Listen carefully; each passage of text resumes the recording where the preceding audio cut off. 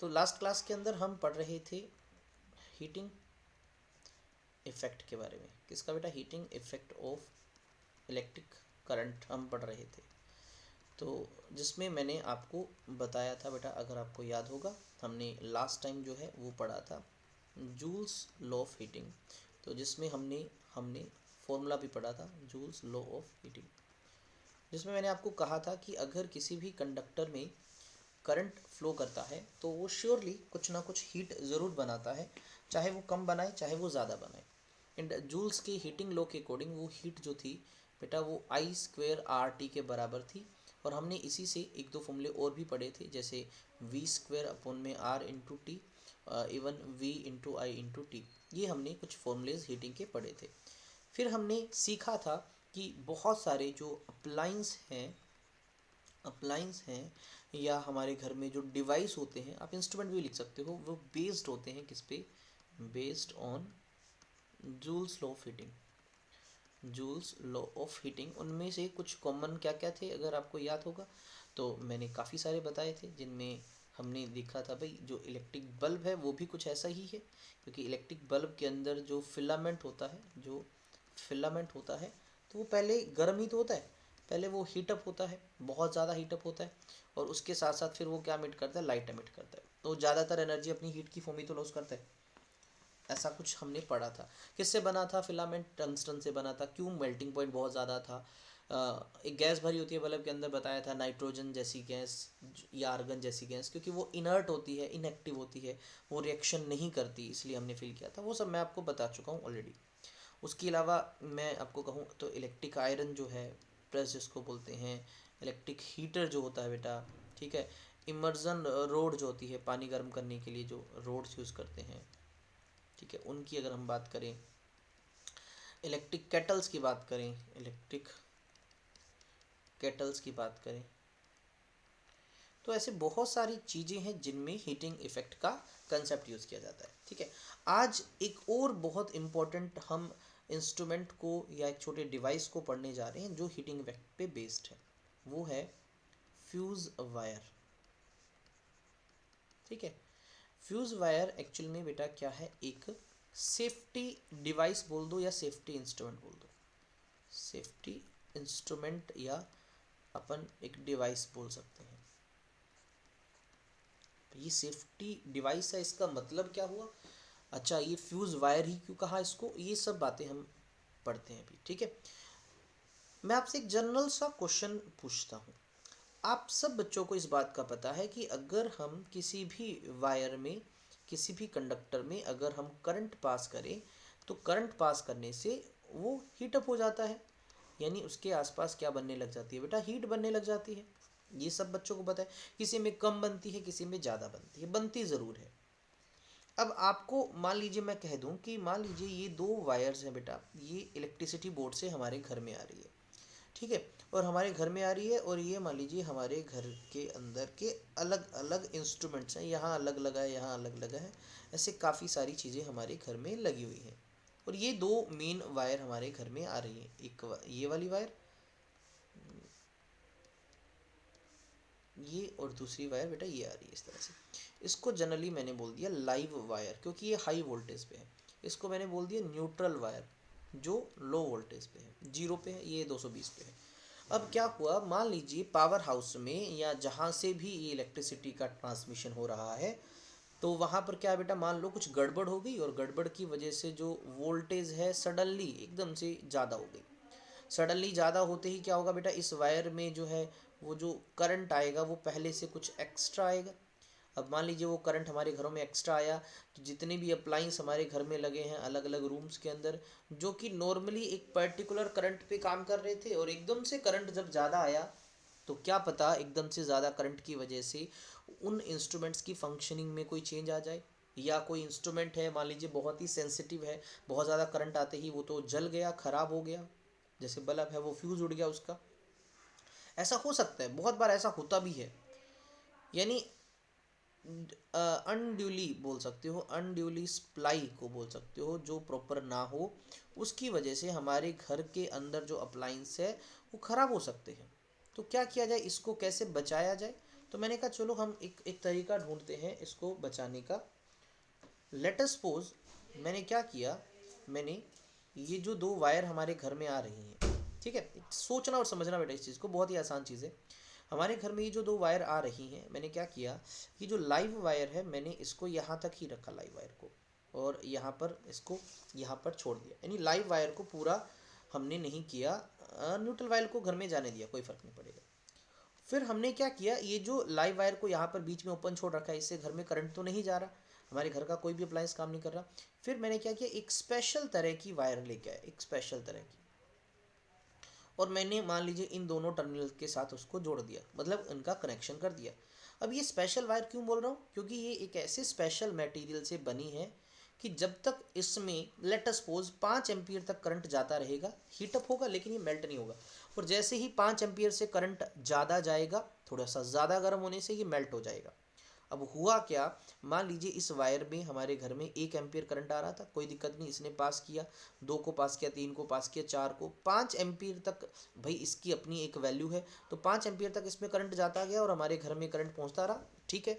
और मान लीजिए जैसे ही 5 एम्पियर से करंट ज़्यादा हुआ तो इसने ज़्यादा हीट बनाई, ज़्यादा हीट बनाने से ये खुद मेल्ट हो गया, मेल्ट होते ही बताओ क्या होगा बेटा, मेल्ट होते ही ये तो यहाँ से टूट जाएगा, और जैसे ही मेल्ट होने से ये यहाँ से टूट जाएगा, मेल्ट हो जाएगा, तो हमारे घर में करंट जाना बंद हो जाएगा। घर में करंट जाना बंद हो जाएगा तो मतलब कि हमारा घर जो है वो बच जाएगा किससे, ज़्यादा करंट से।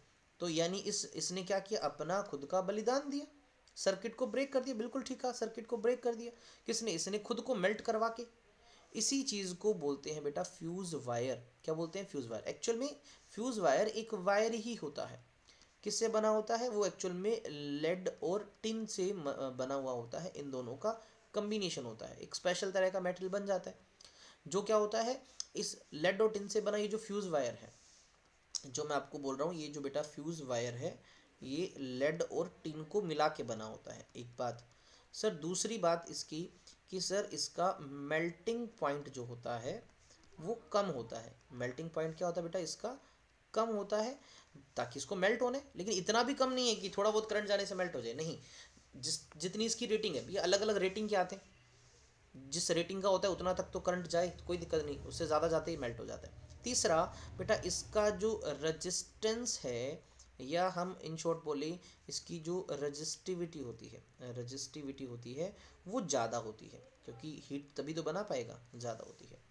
ये 3 चीज़ें याद रखना, क्योंकि एग्जाम में इन पे क्वेश्चन पूछ सकते हैं बेटा, आपसे पूछ ली फ्यूज़ वायर की प्रॉपर्टी क्या है, जनरली 2 नंबर और 3 नंबर पॉइंट में से पूछा जा सकता है, ज़्यादा चांस है, बहुत ज़्यादा चांस है इसको पूछने के, ठीक है।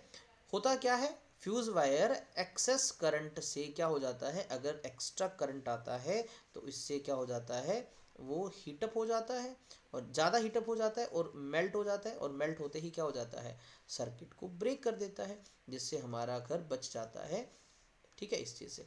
अच्छा, मैं अब आपको थोड़ा सा दिखाना चाहूँ, आप सब बच्चों ने बहुत बार फ्यूज़ देखे होंगे, बहुत सारे घरों में लगे हुए, तो मैं आपको थोड़ा सा दिखाना चाहूँगा बेटा फ्यूज़ वायर कुछ होता कैसा है।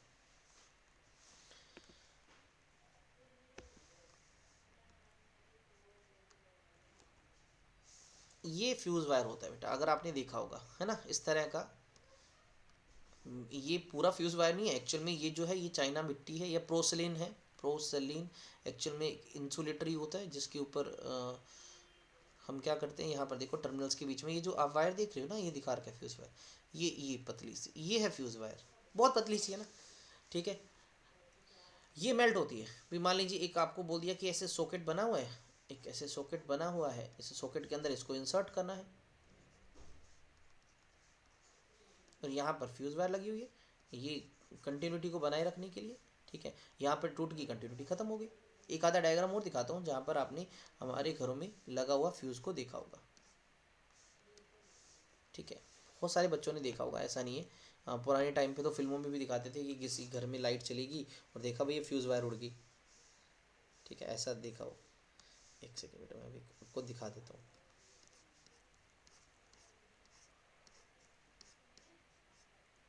बहुत तरह के फ्यूज़ होते हैं, अलग अलग तरह के होते हैं, इन्वर्टर्स वगैरह के अंदर भी फ्यूज़ लगे होते हैं, ठीक है।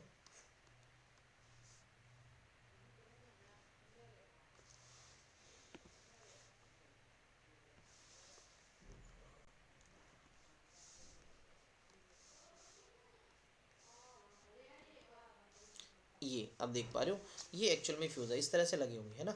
ये इसके अंदर इंसर्ट ही कर रखा है, ये जो फ्यूज़ वाला सिस्टम है पूरा ये इंसर्ट ही कर रखा है, ठीक है। इसके अंदर लगा होता है वो फ्यूज़ वायर, एक वायर यहाँ से, लाइव वायर इधर से जुड़ती है, क्योंकि लाइव वायर एक इधर से आई, इधर से लाइव वायर चलेगी, तो बीच में इतना सा कनेक्शन कट है, और इसको किसने जोड़ रखा है, फ्यूज़ वायर ने जोड़ रखा है इसको इस तरह से। और जैसे ही करंट एक्स्ट्रा होगा, एक्सीड होगा, एक्सीड होते ही भाई ये वाली फ्यूज़ वायर यहाँ से मेल्ट हो जाएगी, मेल्ट होते ही सर्किट को ब्रेक कर देगा, सर्किट ब्रेक होते ही तो भाई हमारा घर बच जाएगा, यही तो करना है, भाई घर को बचाना है। हाँ, एमसीबी बिल्कुल इसी तरह से है, बिल्कुल इसी तरह से। एमसीबी इससे भी एडवांस टेक्नोलॉजी है, आप ऐसा समझ सकते हो। अभी एमसीबी के बारे में भी मैं आपको थोड़ी देर में बताता हूँ, ठीक है। तो फ्यूज़ वायर का कंसेप्ट बेटा आई थिंक सो तुम्हें थोड़ा थोड़ा समझ आया कि फ्यूज़ वायर क्या है। अच्छा, अलग अलग तरह के फ्यूज़ वायर यूज़ किए जाते हैं इन्वर्टर के अंदर, और बाकी जगहों पर भी फ्यूज़ लगा होता है, या बहुत सारे सेंसिटिव डिवाइसेस के अंदर फ्यूज़ लगा होता है, ठीक है। सेफ्टी पर्पज़ के लिए भाई उसके अंदर एक्स्ट्रा करंट ना चला जाए। आपने इस तरह का भी देखा होगा बेटा, ये जो है जनरली ये भी एक फ्यूज़ है जो आप देख पा रहे हो, ये कहाँ यूज़ किया जाता है, ये इन्वर्टर्स के अंदर यूज़ होता है, या छोटा जो एक्सटेंशन बोर्ड होता है ना, एक्सटेंशन बोर्ड मतलब जिसमें काफ़ी सारे ऐसे प्लग्स बने होते हैं, हमारे घर में होता है ना, जो मतलब काफ़ी सारे सॉकेट्स को जोड़ना होता है एक के अंदर ही, बटन सा भी लगा होता है, तो बेटा उसके अंदर भी कई बार ना ये इस तरह का क्या लगा होता है, फ्यूज़ लगा होता है, ये फ्यूज़ है। और इसके अंदर आप जो देख पा रहे हो पतली सी, ये है बेटा फ्यूज़ वायर। फ्यूज़ वायर किससे बनी है मैंने आपको क्लियरली बता दी। अब ये जो फ्यूज़ वायर होते हैं अलग अलग रेटिंग के होते हैं, अलग अलग रेटिंग के होते हैं, इसकी अलग अलग रेटिंग होती है, ठीक है। 1 एम्पियर का होता है, 2 एम्पियर का होता है, 3 एम्पियर का होता है, 4 एम्पियर का होता है। मान लीजिए 1 एम्पियर रेटिंग का, इसका मतलब क्या भी, ये ज़्यादा से ज़्यादा 1 एम्पियर करंट पास करवाएगा, उससे ज़्यादा होते ही मेल्ट हो जाएगा, बचा देगा घर को। ऐसे ये 2 वाला, 3 वाला, 4 वाला। अच्छा, मान लीजिए मौके पे, मान लीजिए हमारे घर में ये जो मेन सर्किट था इस तरह से, यहाँ पर फ्यूज़ वायर लगी हुई थी, ठीक है, फ्यूज़ वायर लगी हुई थी यहाँ पर बेटा, इस तरह से बचाने के लिए। करंट ज़्यादा आते ही ये मेल्ट हो गया, घर की लाइट बंद हो गई, क्या करें। आप कोई भी टेम्परेरी वायर लगा दो यहाँ पर, ये चलने लग जाएगा, क्योंकि सर्किट तो ही पूरा करना है।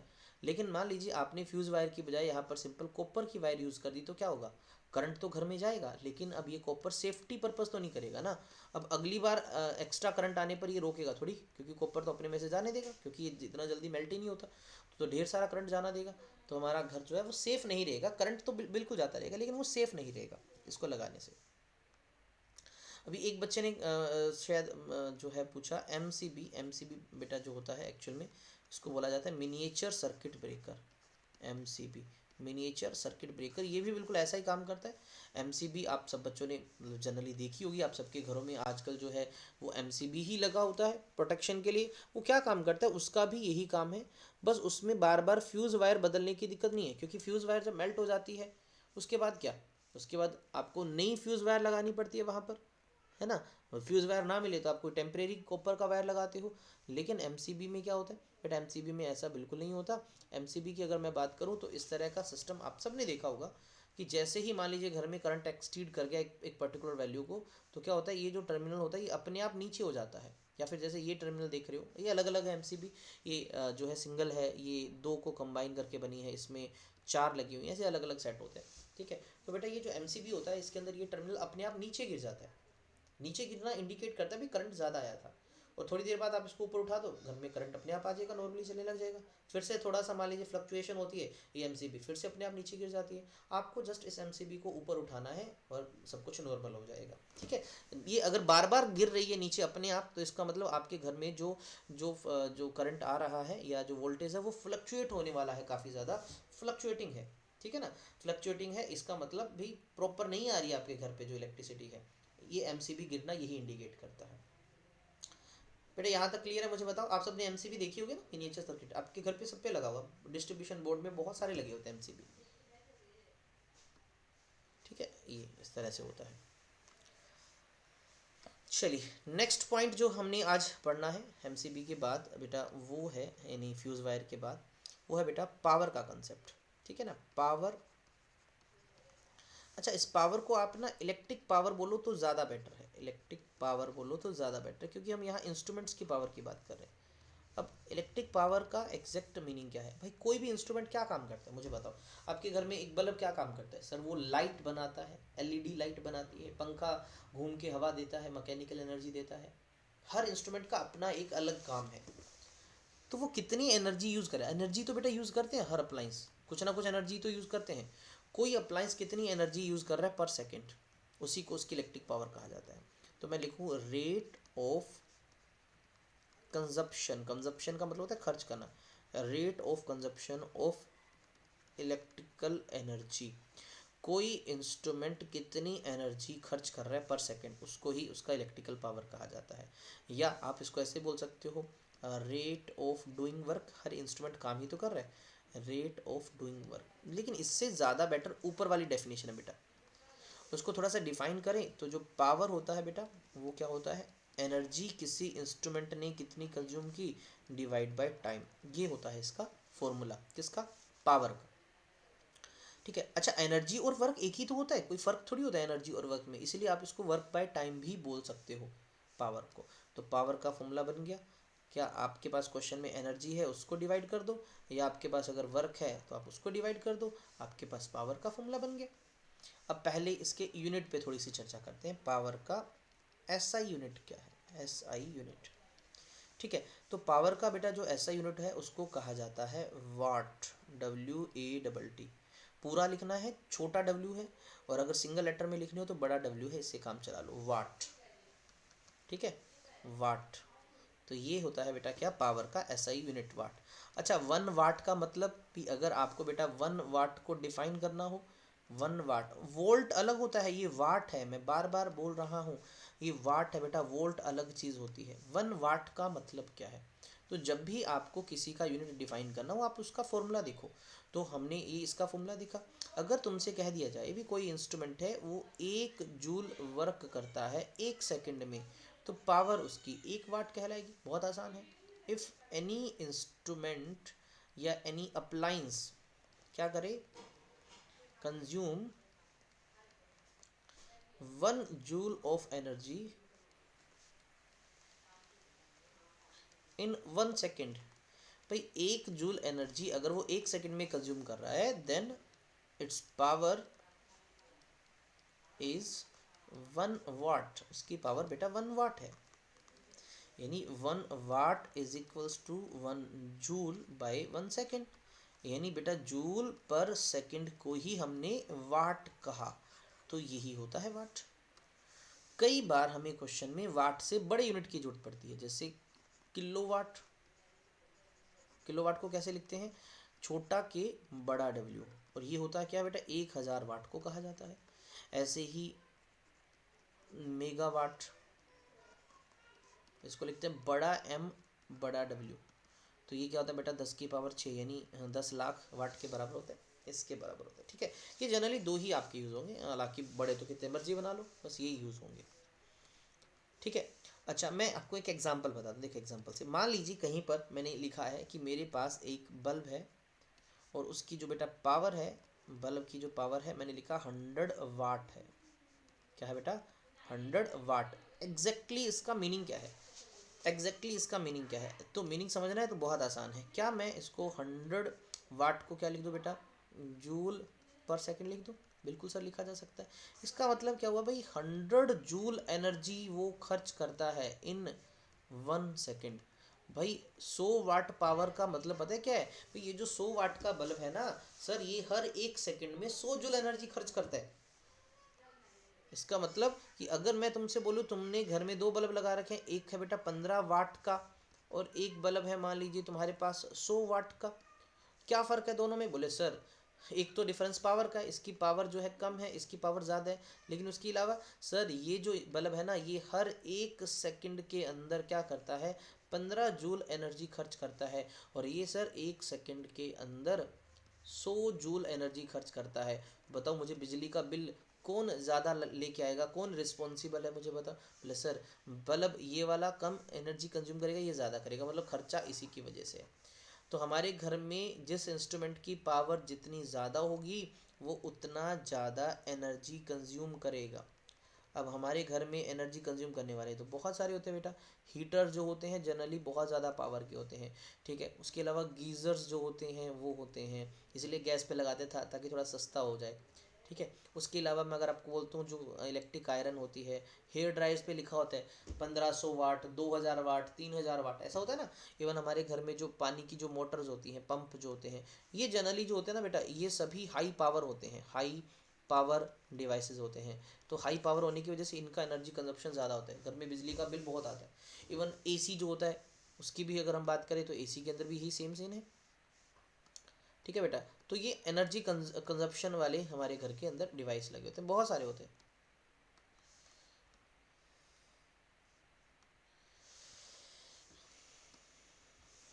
चलिए नेक्स्ट देखें।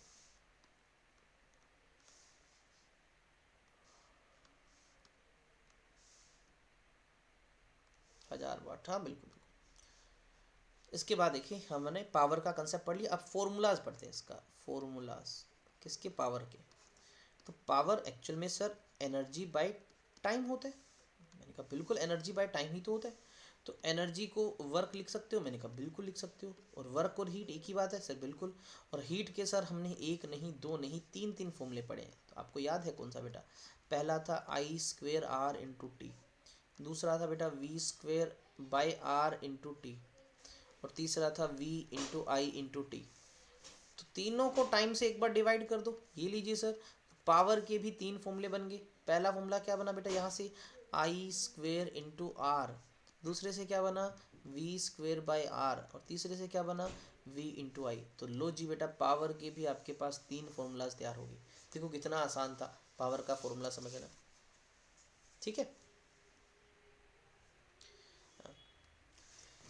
अच्छा, अब शायद आपके माइंड में एक बच्चे ने पूछा, सर हमारे जगह पे जब एनर्जी कंजप्शन होती है तो कितने रुपए लिए जाते हैं हमसे, कितने जूल एनर्जी के? तो वो भी मैं अभी आपको थोड़ी देर में बताता हूँ। जस्ट अभी पहले पावर को समझते हैं, ठीक है। अभी जस्ट पावर के कंसेप्ट को समझो बेटा। तीन फॉर्मूले आगे, कब कौन सा यूज़ करना है? मैंने कहा बेटा सिचुएशन पे डिपेंड करता है। जनरली अगर आप पहले फॉर्मूले में देखो तो आपको करंट और रेजिस्टेंस मिल रहा है। जनरली क्वेश्चन में आपको रेजिस्टेंस जो है वो गिवन होगा, दो या तीन को जब कंपेयर करेंगे, और करंट भी आपको गिवन होगा। जनरली ये वाला सीरीज में आपको ज़्यादा बेटर रहता है, बिकॉज सीरीज में करंट सेम होता है। ये वाला ज़्यादा बेटर कब रहता है? जब हमें क्वेश्चन पैरेलल का दिया हो। और ये वाला मतलब कभी कभी यूज़ हो जाता है। तो एक एग्जाम्पल से मैं आपको पहले समझाता हूँ। मान लीजिए बेटा तुमसे मैंने कहा कि क्या है बेटा, ऐसे दो रेजिस्टेंस लगे हुए हैं, ठीक है। ये मान लीजिए 2 ओम का लगा हुआ है और ये 3 ओम का लगा हुआ है, और हमने क्या कर रखा है, इसको 10 वोल्ट की बैटरी से जोड़ रखा है, ठीक है। ऐसे हमने इसको जोड़ रखा है। तुमसे मैंने कह दिया कि भाई तुम इस डायग्राम में देखो बेटा, तुम्हें ना यहाँ दो रेजिस्टेंस दिख रहे हैं, R1 भी दिख रहा है और R2 भी दिख रहा है। तो कुछ पावर इसकी होगी, कुछ पावर इसकी होगी। तो चलो दोनों की पावर मुझे बता दो कितनी कितनी होगी। बोले सर पावर के तो बहुत सारे फॉर्मूले होते हैं, तो हमें तो निकालना पड़ेगा। कौन सा formula? Sir I square are भी होता है, वी स्क्वेयर अपॉन आर भी होता है, और वी इंटू आई भी होता है। बोले सर आर तो दोनों के गिवन है, लेकिन आर के अलावा कुछ नहीं गिवन। तो कई बच्चे बोलेंगे सर ये वोल्टेज गिवन है ना। ये बेटा टोटल है दोनों की। तो दोनों का टोटल रेजिस्टेंस 2 और 3 5, टोटल वोल्टेज 10, करंट आ जाएगा 2 एम्पियर। तो यहाँ से 2 एम्पियर करंट गया, इसमें भी 2 एम्पियर करंट गया, इसमें भी 2। हाँ अब क्वेश्चन आसान है, क्योंकि पहले इंस्ट्रूमेंट के लिए करंट और रेजिस्टेंस मिल चुका है। तो पहले की पावर क्या आएगी बेटा? I1 स्क्वेयर इंटू में R1। पहले में करंट 2 गया तो 2 का स्क्वेयर, रेजिस्टेंस भी 2 है, 4 2 8 वाट पावर आ गई। दूसरे की पावर निकालनी है बेटा, I2 का स्क्वेयर इंटू R2। दूसरे में भी करंट 2 है, 2 का स्क्वेयर, रेजिस्टेंस उसका 3 है, 4 3 12 वाट। तो ये 8 वाट पावर दिखा रहा है, ये बेटा आपकी 12 वाट पावर दिखा रहा है। चलो एक आधा क्वेश्चन और देखते हैं एग्जाम्पल। ये थोड़ा सा अलग है। जब भी ना जनरली जब भी कोई डिवाइस मिलता है ना बेटा, ध्यान से सुना इस बात को, जब भी कोई डिवाइस गिवन होता है वो स्पेसिफाइड होता है। स्पेसिफाइड होने का मतलब कि वो एक पर्टिकुलर वोल्टेज के ऊपर एक पर्टिकुलर पावर दे रहा होता है। हाँ जी बिल्कुल, कि हर अलग वोल्टेज पे उसकी पावर अलग हो जाती है। हमारे घर में जितने भी अप्लाइंस है, मुझे एक बात बताओ बेटा, हमारे घर में जितने भी अप्लाइंस है, क्या तुम्हें पता है सबको 220 वोल्ट ही दी जाती है, इसलिए उनकी पावर फिक्स है। लेकिन अगर हमारे घर में उनको मिलने वाली वोल्टेज अलग आ जाए तो पावर उतनी रहेगी? नहीं सर, पावर अलग हो जाएगी, because power depends upon voltage.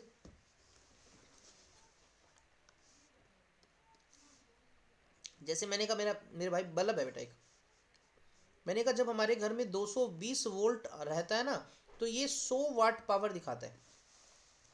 फिर मैंने आपसे क्वेश्चन कहा बेटा, अगर ये मैं 110 वोल्ट कर दूं तो पावर कितनी होगी?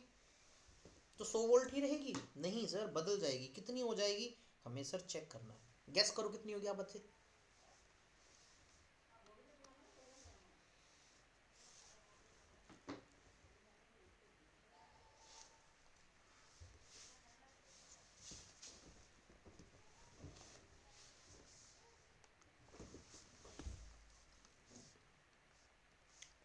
90% बच्चे यहाँ गलत बताएंगे, क्योंकि वो सिर्फ ये देख रहे हैं कि सर ये 220 का आधा हुआ, ये भी 100 का आधा हो जाएगा। ऐसा नहीं होगा। क्यों? क्योंकि आपने ध्यान नहीं दिया फॉर्मूला कौन सा लगाना है। अब पावर के फॉर्मूले बहुत सारे, V square upon R, I square R, V into I. चलो उस सिचुएशन में कौन सा फॉर्मूला लगाया जाता जो अभी मैंने आपको दी। अगर आप इस फॉर्मूले के बारे में सोच रहे हैं तो ध्यान से देखिए बेटा, आपको रेजिस्टेंस का उस क्वेश्चन में कुछ दे नहीं रखा था, लेकिन हमें इस बात का पता है कि सर बल्ब तो वही है जिस पे पहले हम 220 लगा रहे थे, अब उस पे 110 लगा रहे हैं, तो बल्ब तो वही है, तो सर उसका रेजिस्टेंस तो सेम रहेगा, रेजिस्टेंस थोड़ी बदलेगा। अगर रेजिस्टेंस सेम है तो बेटा यहाँ पर आर कांस्टेंट है, तो इसका मतलब क्या हुआ, आर कांस्टेंट होने का बेटा मतलब क्या हुआ कि पावर जो है वो करंट के स्क्वायर पे डिपेंड करती है। और क्वेश्चन में करंट को तो चेंज करने के लिए कहा ही नहीं, हमें तो वोल्टेज को चेंज करने के लिए कहा। दूसरे सिचुएशन में अगर हम चले बेटा, दूसरे सिचुएशन में भी अगेन आप देखो तो आर आपके पास क्या है बेटा, कांस्टेंट है। तो अगर आर कांस्टेंट है तो मुझे बताओ बेटा तुम, पावर जो है वो वी स्क्वेयर पे डिपेंड करती है। और तीसरे सिचुएशन में, अब तीसरा सिचुएशन तो लगा नहीं सकते क्योंकि आर तो दे ही नहीं रखा, तो हमें क्वेश्चन में क्या किया, वोल्टेज को आधा किया।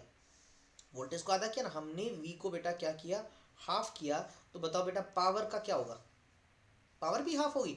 नहीं सर, पावर तो वोल्टेज के स्क्वायर पे डिपेंड करती है। तो ये अगर हाफ हुआ तो हाफ का स्क्वायर कितना होता है, 1/4 टाइम्स। तो पावर 1/4 टाइम्स कम हो जाएगी, तो 100 डिवाइड बाई 4, 25 वाट आंसर आएगा सर, 25 वाट। आपकी एनसीईआरटी का ये क्वेश्चन है, एनसीईआरटी एक्सरसाइज का। अच्छा, इसको हम मैथमेटिकल भी करेंगे, ये तो मैंने आपको फॉर्मूला से थोड़ा सा आइडिया दिया बेटा। अब इसके अलावा कैसे करना है देखो, एक सिस्टमेटिक वे से देखो बेटा। जब पहले वोल्टेज V1 कितना था, 220 वोल्ट था, तब उसकी जो पावर थी वो 100 वाट थी। बिल्कुल ठीक कहा सर। जब हमने वोल्टेज 110 वोल्ट कर दी तब पावर कितनी होगी, हमसे यही तो पूछा है। इस पूरे इंसिडेंस के दौरान बल्ब तो वही है, तो रेजिस्टेंस तो सेम होगा। तो हमने क्या किया, यूजिंग पावर फॉर्मूला, हमने पावर फॉर्मूला यूज़ किया। कौन सा बेटा हमने यूज़ किया, हमें ऐसा फॉर्मूला चूज़ करना है जिसमें वोल्टेज आ रही हो, पावर आ रही हो, रेजिस्टेंस, क्योंकि रेजिस्टेंस सेम है ना इसीलिए। तो मैंने यूज़ किया, तो पावर जो होती है वो होती है वी स्क्वेयर बाई आर। तो जब मैं फर्स्ट केस में पावर निकाल रहा हूँ तो ये फर्स्ट केस का आ जाएगा, और जब मैं सेकंड केस की पावर निकालूंगा तो बेटा सेकंड केस के लिए ये वाला फॉर्मूला लगा दूंगा। आर तो दोनों में सेम ही है। तो मैंने फर्स्ट फॉर्मूले से क्या किया देखो, P1 जो कि बेटा 100 वाट है इज इक्वल्स टू V1 जो कि 220 का स्क्वेयर है बाय रेजिस्टेंस। तो बेटा यहाँ से रेजिस्टेंस क्या आया, 220 का स्क्वेयर बाय 100।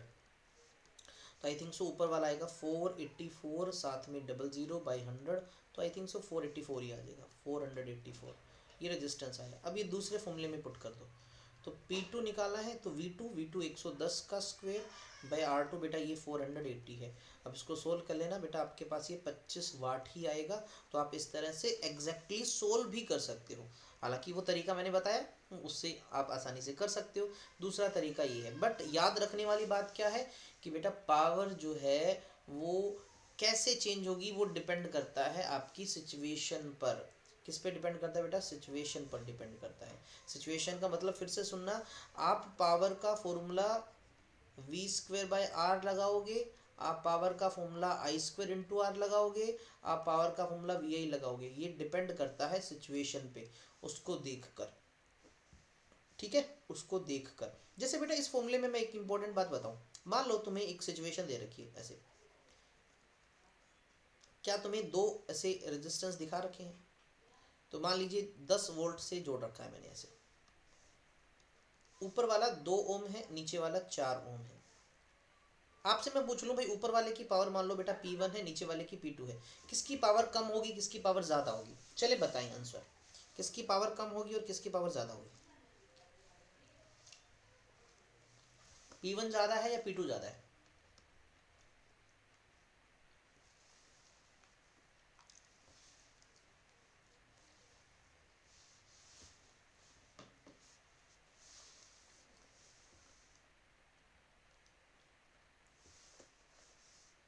अब फॉर्मूला देखो सबसे पहले।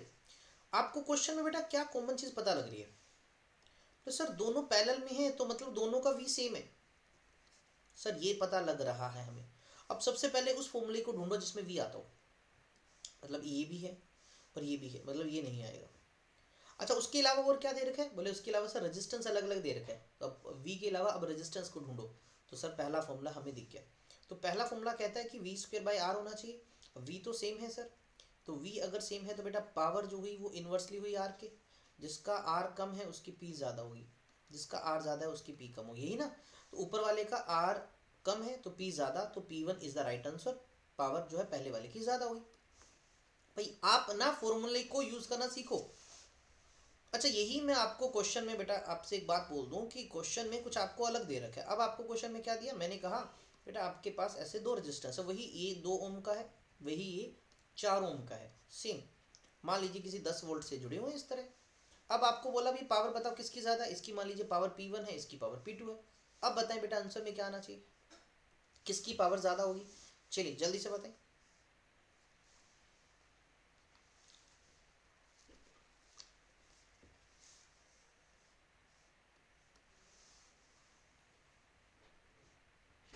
अब P1 बोले, चलो चेक करते हैं बेटा।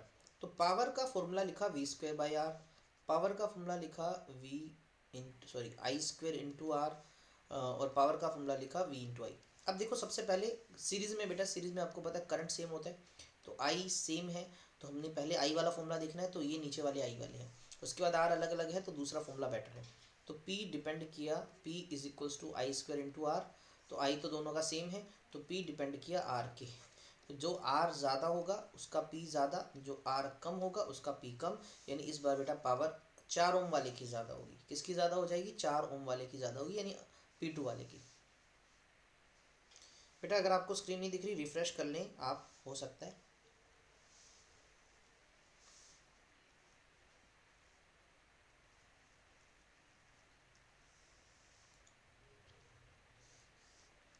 लेकिन बेटा मुझे ये बताओ, ये समझ आया आपको कि इस बार आंसर में ये क्यों आया, P2 क्यों ज़्यादा है? फॉर्मूले से देखो भाई, फॉर्मूले से देखो। ऐसे तुक्के से नहीं पता लगेगा कौन सा ज़्यादा कौन सा नहीं है ना? तुक्के से नहीं पता लगेगा। चलें, अब हम इस चैप्टर के सबसे लास्ट कंसेप्ट को पढ़ते हैं बेटा, वो है एनर्जी के। हमारे घर में हर एक इंस्ट्रूमेंट कुछ ना कुछ एनर्जी कंज्यूम कर रहा है, वो कहाँ से निकालें? एनर्जी क्या है आप बोल सकते हो? एनर्जी इज एक्चुअली में एबिलिटी टू डू वर्क। कोई भी इंस्ट्रूमेंट क्या करता है? एबिलिटी टू डू वर्क, वो काम ही तो करता है। और अभी अभी हमने एक फॉर्मूला पढ़ा है, पावर होता है एनर्जी बाय टाइम। तो क्या यहाँ से एनर्जी को बेटा पावर इनटू टाइम लिख सकता हूँ? बिल्कुल सर, लिखा जा सकता है। अगर मुझे किसी भी जगह पर किसी इंस्ट्रूमेंट की पावर का पता लग जाए और मुझे पता लग जाए कि वो कितनी देर काम करता है, उन दोनों को आपस में मल्टीप्लाई करके मैं एनर्जी कैलकुलेट कर सकता हूँ। तो ये एक बहुत इंपॉर्टेंट फॉर्मूला पता लग गया। क्या फिर से सुने बेटा, अगर मुझे पता हो कोई इंस्ट्रूमेंट की पावर कितनी है और वो कितनी देर तक काम किया, दोनों को मल्टीप्लाई करके एनर्जी निकाल सकते हैं। अब पावर को आपको पता है बेटा वाट में मेजर करते हैं और टाइम का ऐसा यूनिट सेकंड होता है।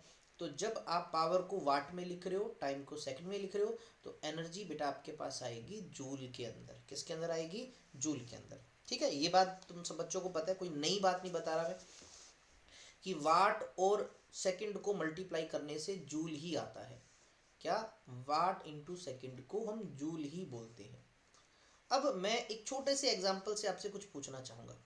तो मान लीजिए बेटा हमारे घर में एक बल्ब है, एक सिंगल बल्ब है, 100 वाट का बल्ब है वो, ठीक है। और मैंने तुमसे कहा वो एक दिन के अंदर वो 10 घंटे चलता है, 10 आवर्स चलता है एक दिन के अंदर। अब इस हिसाब से देखिए बेटा 10 घंटे चलता है अगर हमारे घर में, तो मैं चेक करता हूँ भी, देखो एनर्जी निकालता हूँ इसकी। तो मैंने कहा एनर्जी का फॉर्मूला अभी भी मैंने बताया कि भाई इंस्ट्रूमेंट की पावर को बेटा उसके टाइम से मल्टीप्लाई कर दो। अब पावर इसकी 100 वाट है, तो बिल्कुल सही सर, प्रॉपर यूनिट में है ये।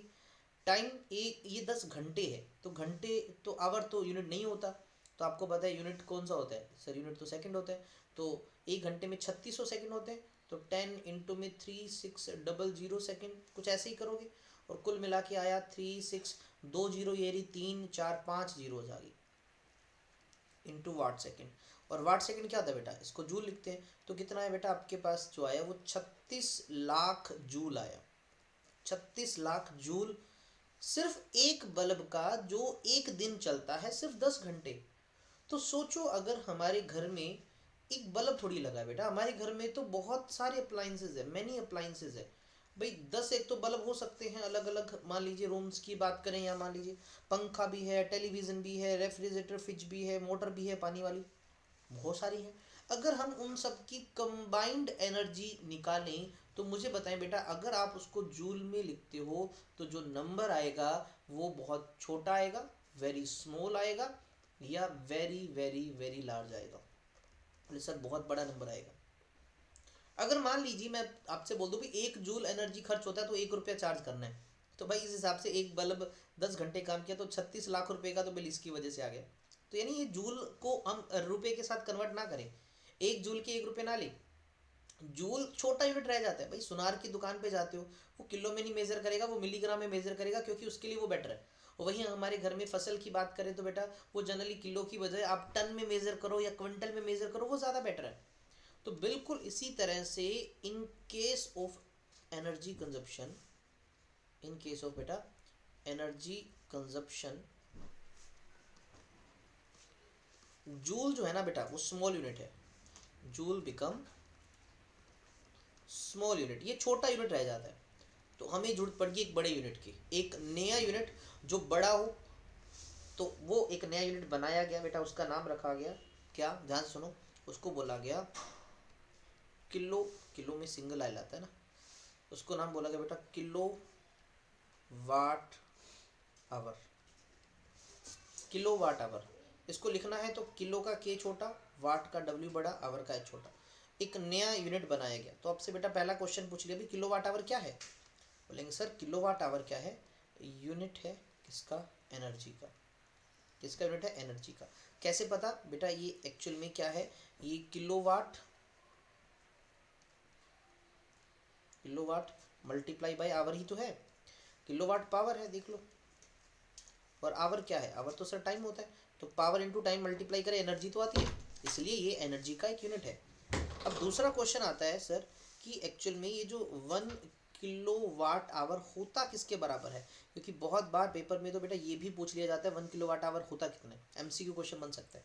तो इसको टुकड़े टुकड़े करके लिखो, तो क्या इसको मैं 1 किलोवाट मल्टीप्लाई बाय 1 आवर लिख दूँ? मैं इसको जूल में चेक कर रहा हूँ कि ये कितने जूल के बराबर होता है। तो 1 किलोवाट को क्या मैं 1000 वाट लिख दूँ, और 1 घंटे को मैं 3600 सेकंड लिख देता हूँ। तो ये बेटा 3 जीरो ये रही, 2 जीरो ये रही, फिर से क्या आ गया 36 के साथ 5 जीरो आ गई, वाट इंटू सेकेंड, और वाट इंटू सेकेंड को जूल बोलते हैं। तो ये आ गया 36 के साथ 5 जीरोज इंटू में जूल। तो बेटा ये आपके पास वैल्यू आ गई, या इसको मैं ऐसे भी लिख सकता हूँ 36 मल्टीप्लाई बाय 10⁵ जूल, या फिर इसको मैं ऐसे भी लिख सकता हूँ 3.6 मल्टीप्लाई बाय 10⁶ जूल, क्योंकि मैंने पॉइंट लगा दिया ना। तो ये इसको मैं कर देता हूँ 10⁶ जूल। तो ये जो है 1 किलोवाट आवर के ही बराबर है। तो आपसे ये बात पूछी जा सकती है कि 1 किलोवाट आवर जो है वो कितनी एनर्जी होती है। तो 1 किलोवाट आवर आपकी होती है 36 लाख जूल, या 36 गुना 10⁵ जूल, या 3.6 गुना 10⁶ जूल। इस वैल्यू को 1 किलोवाट आवर कहा जाता है। इतने बड़े को एक किलोवाट कह दिया गया। और 1 किलोवाट को शॉर्ट में हम बेटा यूनिट भी बोलते हैं, या इसको BTOU भी बोलते हैं, बोर्ड ट्रेड ऑफ यूनिट। हमारे घरों में जो बिजली का बिल आता है, जो कहा जाता है ना एक महीने में इतने यूनिट कंज्यूम हुए, ये यूनिट कुछ और नहीं, ये किलोवाट आवर को ही यूनिट कहा जाता है। ठीक है, किलोवाट आवर को ही यूनिट कहा जाता है। अब आप देख सकते हो आपके जो एरिया है, जहाँ पर भी आप जिस गांव में जिस शहर में रहते हो, तो वहाँ जो इलेक्ट्रिसिटी बोर्ड है ना, वो चार्ज करता है आपको पर किलोवाट आवर, यानी वहाँ फिक्स होते हैं। जैसे 1 किलोवाट आवर के वो 4 रुपये लेते हैं, या मान लीजिए 5 रुपये होते हैं, या 5.5, 6, 7, ऐसे अलग अलग रुपये होते हैं। वो डिपेंड करता है एरिया टू एरिया। छोटे ग्रामीण इलाकों में कम होता है, और वहीं शहरों में या मेट्रोपॉलिटन एरियाज, दिल्ली है, चंडीगढ़ है, ऐसे शहर में थोड़ा सा रेट ज़्यादा होते हैं, डिपेंडिंग अपॉन द कंजप्शन। तो आज की क्लास में बेटा इतना ही करेंगे। कल की क्लास में अपन जो है इसके जो क्वेश्चन प्रैक्टिस भी करेंगे इसके, ठीक है, और आगे हम पढ़ेंगे।